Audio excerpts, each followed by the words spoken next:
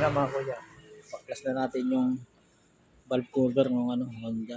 Yan, nilinis ko na rin yan. Hanginan ko na lang. Tapos ito. Yan na.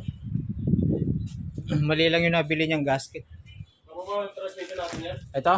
Kailan ngayon? Yan ngayon? Oh. Oh, sige. Mali yung nabili niyang gasket. May butas sa gitna kaya pinabalik ko siya, pinabibili ko siya ng bagong gasket. Bagong gasket. Yan. Ito, ginawa daw ito kay Mr. Vlogger. Ayan oh. Ilagyan niya ng shellac yung paligid ng throttle body. Hindi na nilalagyan ng shellac gasket yan. Tapos yan.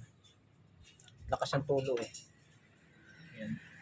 Tapos sabi niya maingay daw yung kanyang clutch pagka kumapak siya ng clutch, maingay.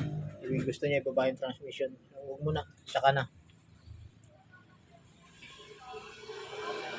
Yan.